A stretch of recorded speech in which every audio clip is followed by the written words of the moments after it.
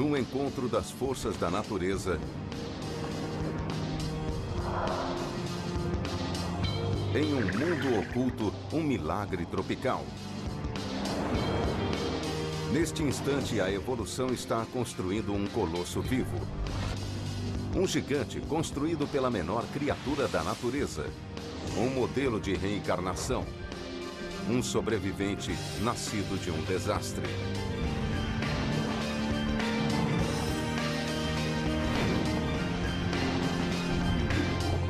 A Grande Barreira de Corais.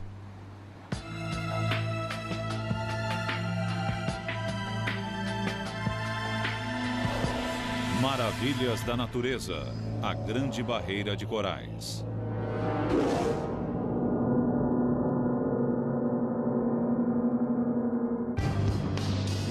A maior estrutura do mundo não foi construída pelo homem, e sim pela natureza. Um recife de coral da metade do tamanho do Texas. Uma joia viva ao largo da costa australiana, tão grande que é visível até do espaço. E dentro dela, um aquário enorme como nenhum outro no planeta. Nenhum outro mar apresenta tanta diversidade. Só de peixes, especialistas já identificaram 1.500 espécies e ainda não terminaram. A Grande Barreira de Corais é uma verdadeira mostra de beleza, uma exibição do que existe de mais singular, um refúgio para aqueles sob risco de extinção. É um dos últimos paraísos do planeta. E para entendê-lo é preciso um novo tipo de cientista, disposto a ir ao extremo para obter respostas. O Recife é um mistério que não pode ser solucionado em laboratório. Para desvendá-lo, é preciso vivê-lo.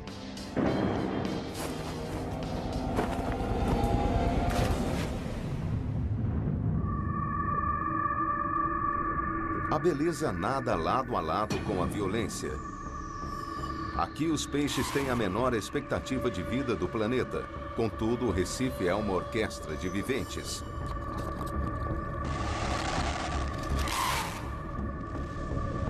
Em que cada planta e animal ajuda a sustentar o todo.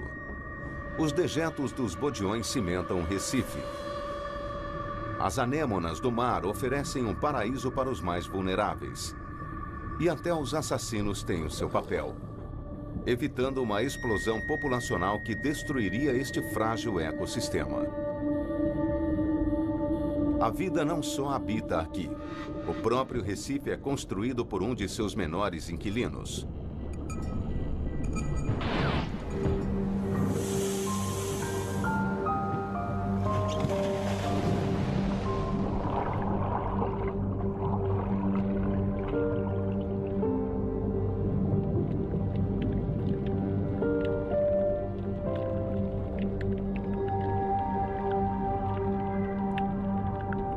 Há mais de 15 anos, o cientista Dave Wackenfeld vem até aqui estudar os pólipos de coral. Essas criaturas minúsculas são parentes próximos das águas vivas, só que bem menores. Elas não possuem um só osso no corpo. Contudo, há meio bilhão de anos, são insuperáveis operárias da natureza, verdadeiras arquitetas de labirintos de calcário.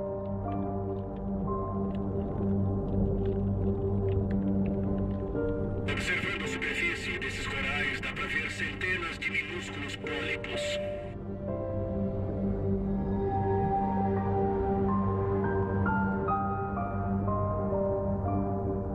E cada pedacinho deste Recife viveu uma odisseia para chegar aqui.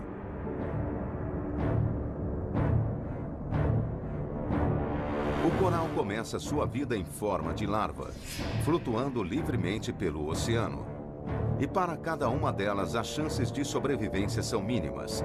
Elas têm de evitar milhões de bocas ao cruzar até 1.600 quilômetros de mar aberto. Menos de 100 mil completam a jornada.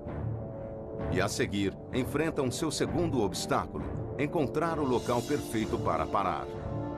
Cair sobre a areia ou sobre um afloramento apinhado é morte certa. As poucas e preciosas larvas sobreviventes iniciarão uma colônia. Uma vez assentadas, as larvas se desenvolvem e se transformam em pólipos, com tentáculos para retirar o alimento diretamente da água. À medida que o pólipo cresce, cria uma parede de calcário à sua volta e então se multiplica. Cada pólipo pode produzir milhares de descendentes que trabalham juntos para criar uma fortaleza viva, um recife de coral. Em poucos anos, um único pedaço de coral pode abrigar até 25 mil pólipos. Todos descendentes do fundador original.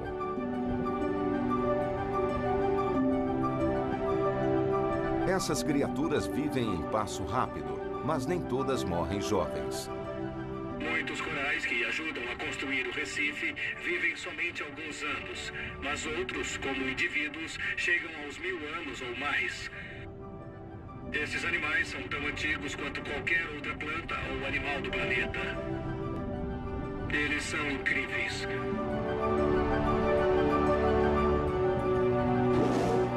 Aqui os pólipos trabalham com a força total. Eles construíram um recife de quase 2.000 quilômetros de comprimento, que poderia ligar de Seattle a Los Angeles. Porque neste lugar único, deu-se uma combinação singular de circunstâncias para criar um paraíso para os corais.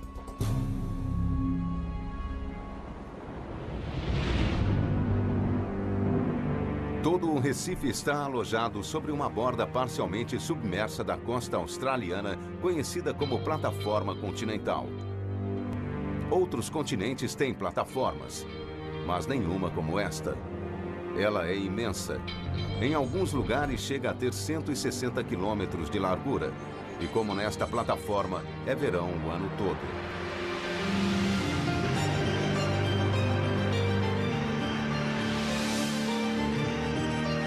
E a maior parte dela é rasa. Toda essa extensão de leito do mar é banhado pela luz do sol. Para os pólipos, a luz é tão importante quanto o calor, porque dentro de seus tecidos há uma planta. E dentro do cerne desses animais minúsculos existem plantas microscópicas, chamadas algas. Mas estas não são parasitas. Nada disto aqui existiria sem elas. Quando as algas fazem fotossíntese, elas retiram energia da luz do sol, do dióxido de carbono e produzem açúcares que fornecem energia para o coral. É uma das parcerias perfeitas da natureza. Ao capturar a energia da luz do sol, as algas recarregam o coral, fornecendo a ele até 20 vezes mais energia e alimentando o rápido crescimento do Recife. Quando o primeiro coral chegou à costa leste da Austrália, encontrou o lugar ideal para ser seu lar. Um local enorme e raso, onde capturar a luz do sol. Trilhões se seguiram a ele no maior projeto de construção que o mundo já testemunhou, explorando cada pedaço da propriedade. Até a borda do continente, onde o leito do mar mergulha para o abismo. Hoje pode parecer um paraíso, mas escondido bem abaixo das ondas está um dos seus segredos mais brutais e violentos. A Grande Barreira de Corais parece um lugar idílico, a vida em perfeita harmonia, banhando-se em águas cálidas o ano todo. Mas no passado, este paraíso sofreu um inferno. Cientistas agora acreditam que tenha suportado catástrofes enormes, que varreram todo o Recife, dizimando quase toda a vida existente. Catástrofes que traumatizaram o planeta inteiro. E os cientistas só começaram a desvendar toda a verdade. Nos limites externos do Recife há evidências de uma anomalia. Parece outro Recife, mas fica a 60 metros abaixo da superfície, onde nenhum Recife pode sobreviver. Ninguém jamais colheu uma amostra dele. O geólogo Jody Webster será o primeiro a fazê-lo. Mas estas águas são perigosas. Aqui mostra muito bem. Para poder trazer de volta um pedaço desse mistério, a sua equipe de mergulhadores arriscará a própria vida. Temos vários problemas, correntezas, marés, ondas. Nunca estivemos aqui antes, nem mergulhamos tão fundo. Para começar, tem bem menos luz do que perto da superfície. E uma respirada lá embaixo equivale a 6 aqui em cima.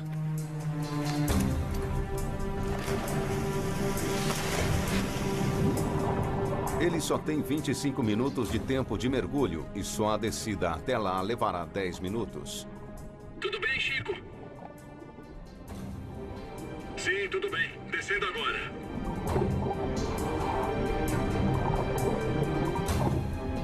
Acabando de passar os 10 metros. Câmbio.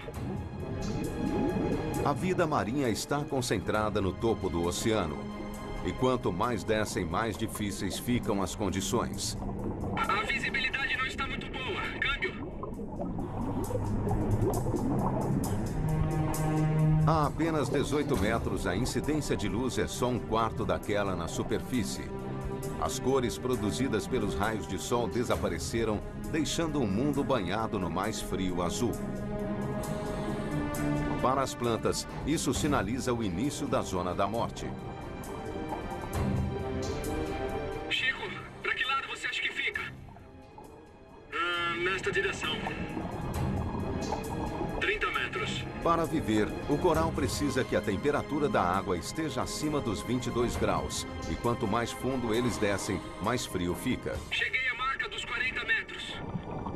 Já gastei metade do cilindro e ainda falta muito para descer. Câmbio. E finalmente o alvo fica ao seu alcance. Só estou começando a ver o fundo agora. É a borda dele, que tem 50 metros. É um afloramento evidente e é bem grande. A parede é quase vertical, olha só. O Chico tá passando pela borda agora. Lá vamos nós, para o abismo. A 45 metros, eles estão entrando em um mundo onde os corais duros não conseguem sobreviver. Aqui embaixo existem apenas corais moles especializados, como estas gorgônias. É a última fronteira de vida no Recife. E os mergulhadores chegam ao seu objetivo, um cômoro enorme a quase 60 metros de profundidade. Eu só vou pegar essa amostra. E confirmando a profundidade, 58 metros. Aqui, o ar que eles estão respirando está sob pressão, compactado para que haja mais gás em cada inalação. Eu acho que tenho mais uns 10 minutos de ar, Chico. Eles precisam torcer para a rocha ceder antes É deles. uma coisa bem dura. Vamos pegar a amostra aqui mesmo. Ok, peguei a amostra.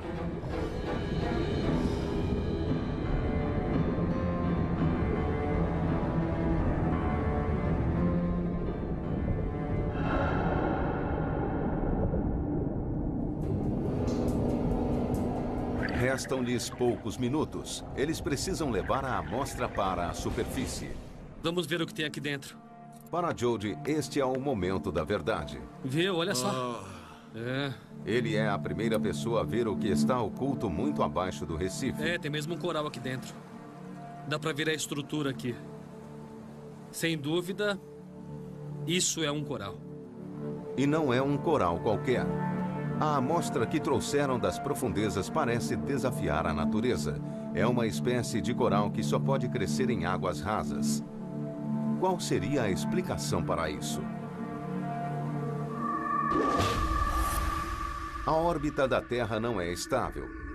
No decorrer de centenas de milhares de anos, excentricidades minúsculas em seu caminho fizeram com que o planeta balançasse em seu eixo. 18 mil anos atrás, ele se inclinou. Foi apenas 1 grau, mas isso bastou para fazer o planeta mergulhar numa era de caos. Uma era glacial. As calotas polares começaram a se expandir agressivamente, sugando água para formar placas de gelo enormes. Em cada canto do mundo, o nível dos oceanos baixou e o mar raso na costa leste da Austrália desapareceu por completo.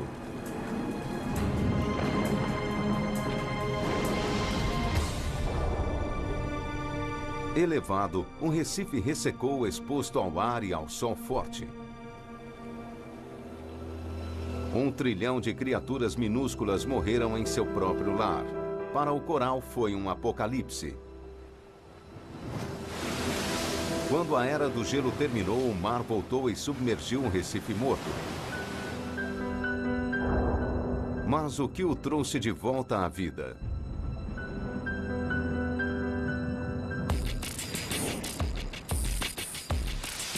A resposta está nos limites externos do recife.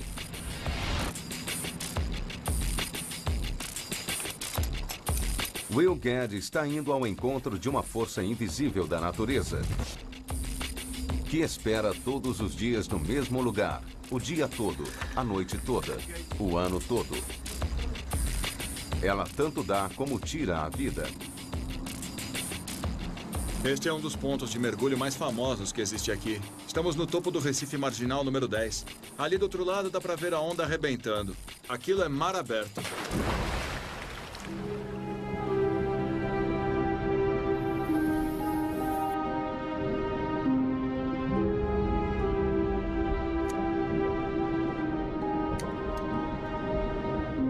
Aqui embaixo flui uma correnteza monstruosa.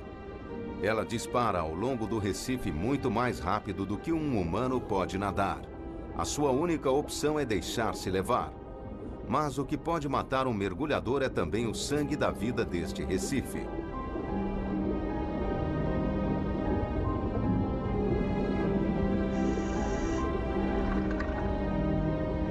Chama-se Corrente Leste Australiana e é o segredo de como a Grande Barreira de Corais ressuscitou dos mortos.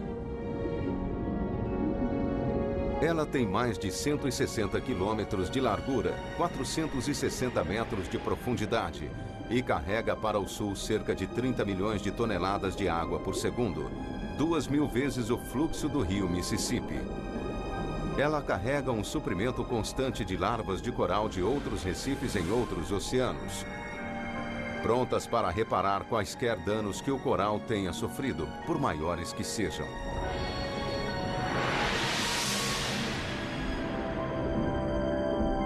Há milhares de anos, essa corrente poderosa tem regenerado o Recife. Mas ela não é capaz de reparar tudo. Sob as ondas existem cicatrizes ainda mais profundas. O maior recife de coral da Terra abriga uma diversidade surpreendente de espécies marinhas, algumas das quais não podem ser encontradas em nenhum outro lugar do planeta. É um verdadeiro panorama de formas estranhas e cores vivas, onde até o exuberante peixe mandarim pode se camuflar. Esses jardins de coral são o lar de répteis blindados e de assassinos mais discretos. O cono e o polvo de anéis azuis. Delicado, gracioso e com veneno suficiente para matar 2 dúzias de pessoas. E mais no alto pairam gigantes, raias jamanta e baleias mink. É o ecossistema mais diversificado conhecido pelo homem, mas este mundo era muito diferente. Onde hoje nadam peixes, voavam pássaros e toda esta floresta de coral já foi um emaranhado de árvores e arbustos. E este homem pode prová-lo. Numa área remota da costa australiana, o geofísico Thomas Stiglitz está procurando a última coisa que se esperaria encontrar no oceano: água doce. Estamos indo até uma praia no extremo norte. Fica numa comunidade aborígene, onde nos disseram que existem muitas nascentes na praia. Bom, se existe água lá, de onde viria essa água e como ela chegou até lá?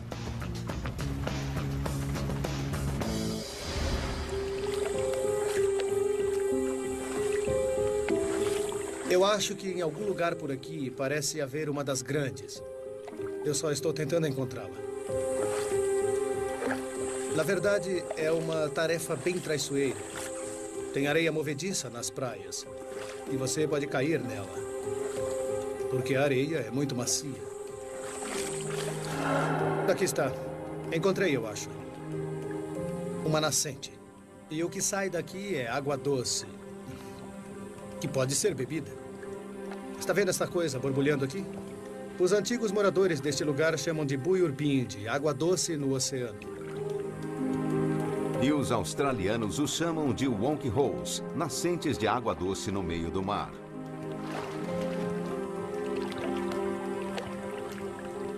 E é mesmo uma sensação esquisita.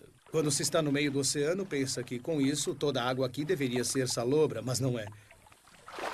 Mas de onde vem a água doce? Existem pelo menos 200 nascentes como esta. Algumas têm até 18 metros de largura e outras podem ser encontradas até 30 quilômetros mar adentro. A pista para sua origem está em sua localização. Elas são encontradas do outro lado dos deltas de rios, pois escondidos sob a superfície existem rios subterrâneos muito remotos. É uma evidência de que em algum momento no passado, onde a grande barreira de corais existe hoje, não havia água, era tudo terra. Hoje, sob a superfície, existem canais que levam água doce para o mar. Esta rede oculta foi criada durante a última era do gelo. Todo este lugar foi transformado. O nível do mar caiu em 130 metros e apenas os rios fluíram pelas terras recém-criadas. Eles transformaram o leito do mar em uma paisagem verdejante onde árvores e arbustos prosperavam. Essa transformação surpreendente aconteceu 6 ou 7 vezes só nos últimos 150 mil anos. Este é o alter ego da Grande Barreira de Corais. Um mundo que veio e se foi a cada era do gelo. Surpreendentemente, a aniquilação fez bem para este recife. Cada vez que o nível do mar sobe novamente, o coral constrói uma nova camada em cima dos detritos do recife antigo. É um nível a mais nessa cidade de calcário. Assim, a cada extinção, o recife acabou ficando ainda maior.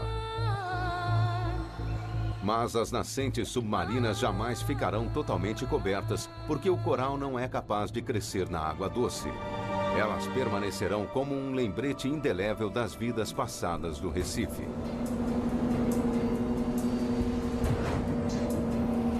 Mas as origens do Recife remontam a um passado ainda mais distante, e para entendê-los é preciso solucionar um dos maiores mistérios do Hemisfério Sul.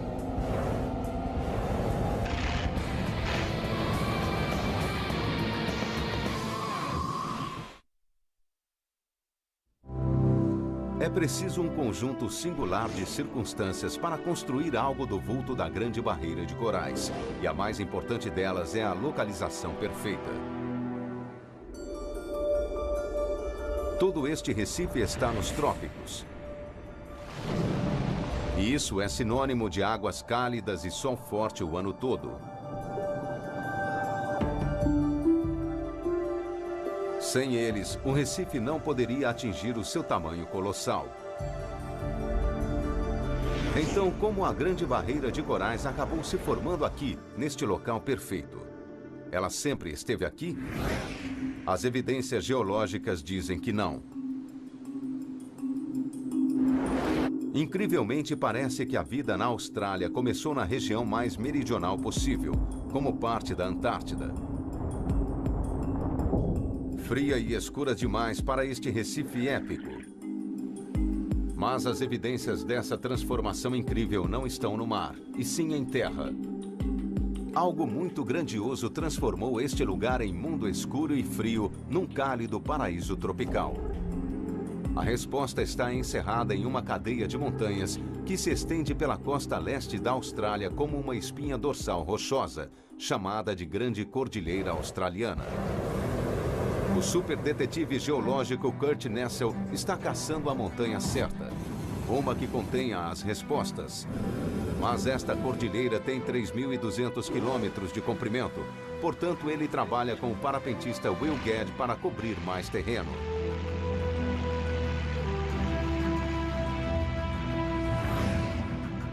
Kurt está procurando este cume espetacular. Chama-se Monte Warning e teve um passado violento. Como todas as montanhas nesta cordilheira, ele foi um vulcão ativo.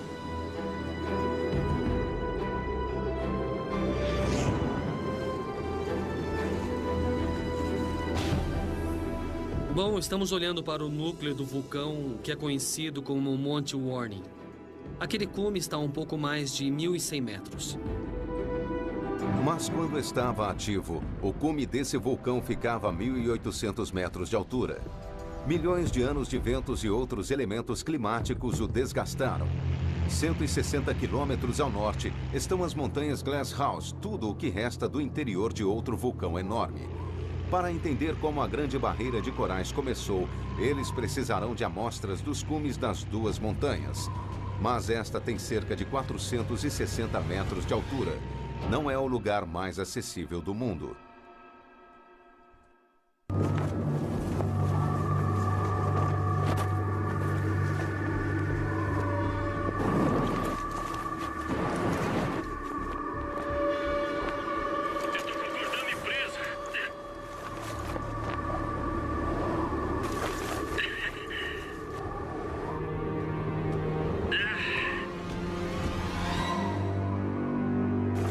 Depois de retomar o controle do parapente, a busca pode começar. Essa é a nossa missão, as montanhas Glasshouse. O tempo erodiu tanto este vulcão que ele está irreconhecível. Tudo o que resta é o núcleo de lava que um dia estava ativo no vulcão. Ele se esfriou e formou este pináculo de rocha, e suas fendas servem de bom apoio para as mãos.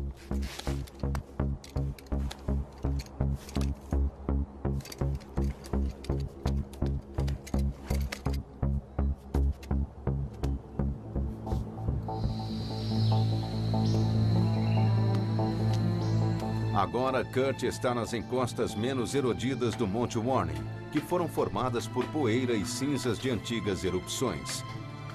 Mas não é disso que ele precisa. Ele está procurando por uma amostra de lava intocada. E a acaba encontrando bem no alto do Monte Warning. A rocha, como você pode ver, está muito desgastada. Mas a maior parte dela em si e os cristais no seu interior ainda estão intocados. E são datáveis. Toda lava tem uma assinatura química que revela aos cientistas a sua origem e a época em que esteve ativa. E quanto mais alto no antigo vulcão, mais intocadas as rochas. Elas são as últimas evidências existentes da erupção que criou este vulcão há mais de 23 milhões de anos. E somente elas poderão revelar toda a sua dimensão.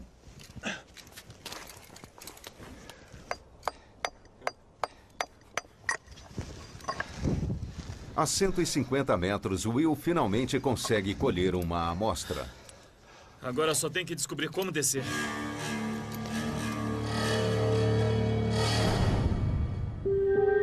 Uma análise das rochas da montanha Glasshouse e do Monte Warning revela algo surpreendente. A lava contida no interior destas duas montanhas, distantes 160 quilômetros uma da outra, tem a mesma origem. Como é possível? A resposta está num fenômeno geológico incrivelmente raro. Muito abaixo da Austrália, no interior derretido da Terra, existe um hotspot, uma área misteriosa composta de rocha liquefeita. Ele é quente o bastante para deslocar a lava fresca até a superfície. Mas há algo muito especial sobre os hotspots. Algo que permite a eles revelar a história do passado da Austrália. Porque os hotspots não se movem, mas os continentes sim, e deslizam por sobre eles. Esta cordilheira é um registro dessa movimentação. Com dezenas de milhares de anos de idade, ela prova que a Austrália tem se movido para o Nordeste desde a Antártida. Cerca de 13 centímetros por ano. E isso a torna o continente mais veloz do planeta. 50 milhões de anos atrás, a Austrália ficava perto do Polo Sul. Águas frias e o mais escuro dos invernos, cenário onde nenhum coral poderia sobreviver. Mas então ela começou a se mover para o norte. 18 milhões de anos atrás, ela chegou em cálidas águas tropicais. Somente aí o maior recife do mundo pôde nascer. A jornada épica da Austrália pode ter criado condições perfeitas para o coral, mas também o colocou na linha de fogo das tempestades mais violentas do planeta.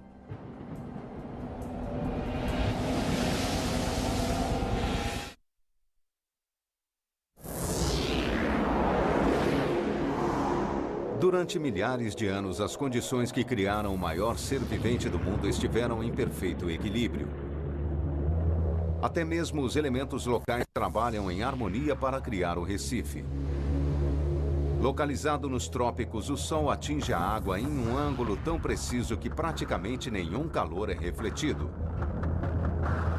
Ele é todo absorvido pelas cálidas e férteis águas. Mas nem tudo aqui é tão benigno. Algumas das forças mais brutais da natureza atuam neste mar. Vindos do oeste, os ciclones acumulam força enquanto viajam velozmente pelo Pacífico. Mas o Recife descobriu uma maneira de se proteger.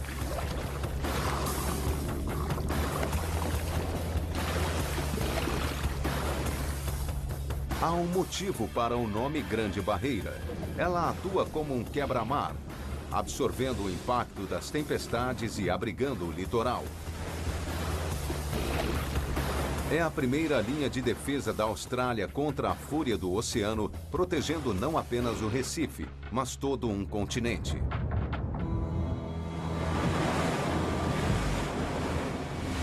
Mas como algo tão frágil sobrevive a esse ataque constante? De fato, ele não só sobrevive, como milagrosamente prospera.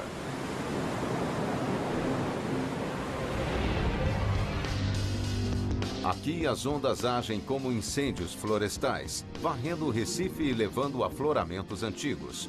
O coral morto ou moribundo é removido e abre-se espaço para a vida nova.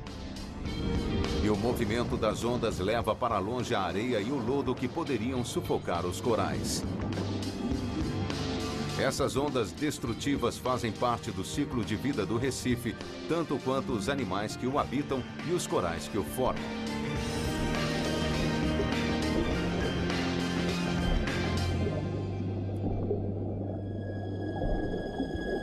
Mas há um outro milagre aqui. A 160 quilômetros da costa, no meio deste imenso mar plano, de repente e sem nenhum aviso, terras surgem do meio do nada. Aqui, ilhas surgem e desaparecem o tempo todo. Mas o que as cria? Esse processo mágico é mais facilmente visto do ar.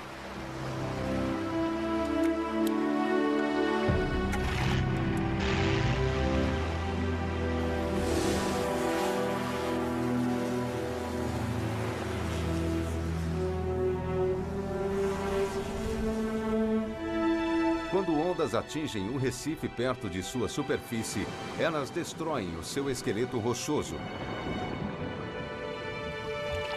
e o transformam em areia.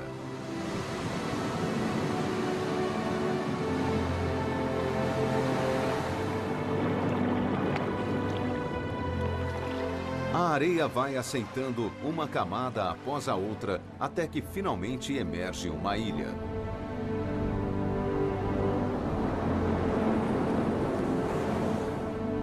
Algumas dessas novas ilhas serão varridas do mapa por ciclones.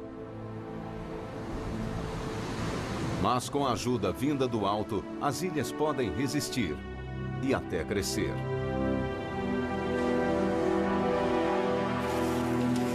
Como uma estrada com poucos locais para descanso, a ilha embriônica torna-se um paraíso para os viajantes. Estas aves deixam sementes em seus excrementos que acabam se tornando plantas, dando coesão à areia da ilha e protegendo-a do poder destrutivo das tempestades. É todo um paraíso saído do mar, consolidado pelos animais que nele vivem. Hoje, os elementos que sustentam o Recife estão em sintonia: o sol, o vento e as ondas. Mas não é preciso muita coisa para desequilibrá-los e causar um evento desastroso nesse Recife imenso.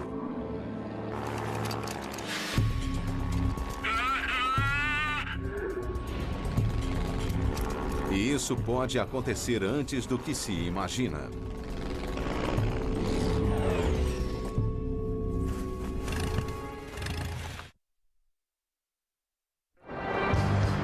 $18 milhões de anos atrás, uma série de eventos notáveis conspirou para criar a Grande Barreira de Corais. A migração de um continente, a pujança de um oceano e a força máxima do Sol tropical. O resultado é um mundo tão resistente quanto belo. Ele já passou por numerosas catástrofes e todas as vezes ele se recuperou. Mas hoje a Grande Barreira de Corais enfrenta o seu maior desafio: o homem. Ao longo das últimas décadas, as evidências de nossa influência sobre o Recife vêm se tornando palpáveis. O biólogo marinho Uwe Heg Guber está na linha de frente para protegê-lo.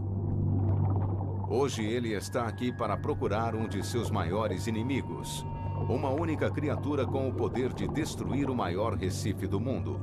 Mudanças relativamente pequenas nas condições podem provocar uma explosão populacional em algumas espécies. E uma delas é a estrela do mar coroa de espinhos. Este animal de aparência vil cresce até 90 centímetros de largura. Ele tem o corpo coberto de espinhos venenosos e o seu alimento favorito é o coral. Ele pode atacar o Recife aos milhões, atacá-lo e comê-lo vivo. Como todas as estrelas do mar, ela tem a incrível capacidade de exudar o estômago quando está se alimentando. Este buraco digere o coral e depois suga tudo que tem dentro dele, deixando apenas o seu esqueleto. Essa estrela do mar é capaz de produzir 6 milhões de filhotes todo ano. Normalmente, poucos sobreviveriam, mas agora o homem os está ajudando. Fertilizantes originários de fazendas no interior são carregados pelos rios até o Recife. Eles são o nutriente perfeito para os filhotes dessas estrelas do mar, e a sua quantidade é descomunal. A explosão populacional chega a superar em 2.000 vezes o nível normal. E elas são muito difíceis de se eliminar.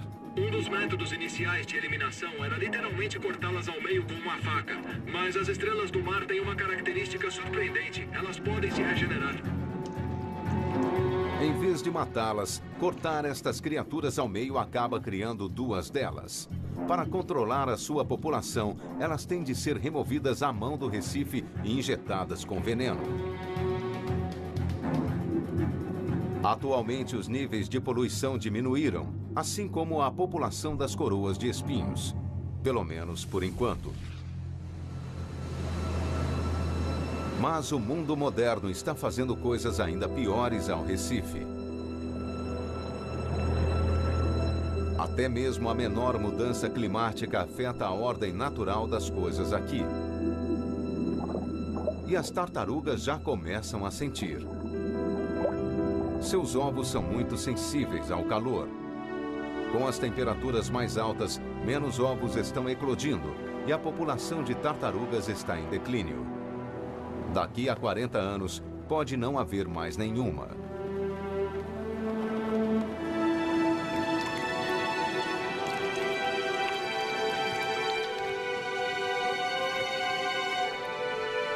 E o próprio coral corre grande perigo, porque a temperatura da água é uma questão de vida ou morte. Uma mudança de apenas 1 ou 2 graus pode extingui-lo. Mas os cientistas estão descobrindo que o coral não é totalmente indefeso. Ele tem um mecanismo de proteção inacreditável. Se a temperatura fica muito alta, o coral responde e tenta mudá-la. Ele segrega uma substância química invisível que flutua acima da superfície da água e ajuda a promover a formação de nuvens, que fornecem sombra nos dias mais quentes.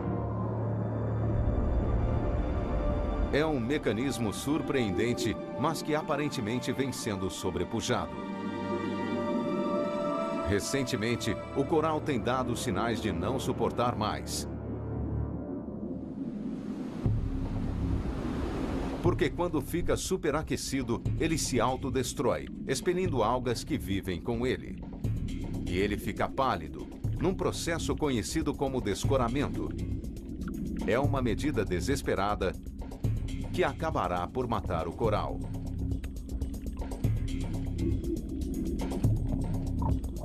Portanto, UV monitora o Recife constantemente para ver quais corais correm risco. Não adianta usar este instrumento nesses corais, porque eles estão mortos. Um aumento de apenas 1 ou 2 graus na temperatura acabaria com praticamente todo o coral da Grande Barreira. E essa mudança pode ocorrer nos próximos 60 anos.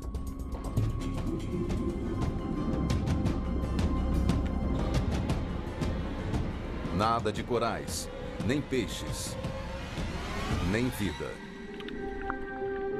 Já descobrimos que o CO2 que colocamos na atmosfera é responsável pelas mudanças súbitas na Grande Barreira de Corais. O que acontecer a seguir dependerá de nós. E este não é o único efeito do aquecimento global. À medida que os níveis de dióxido de carbono aumentam na atmosfera, os níveis de acidez do oceano também aumentam, dissolvendo os corais vivos.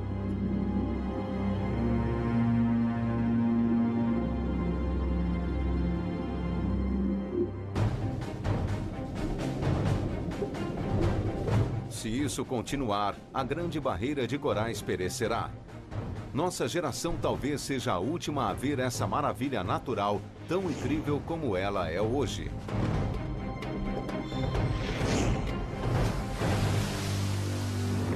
No entanto, se existe uma coisa que o passado nos ensinou, é que o Recife sempre se recupera.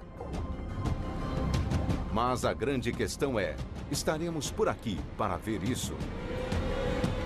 Versão brasileira, DPN Santos.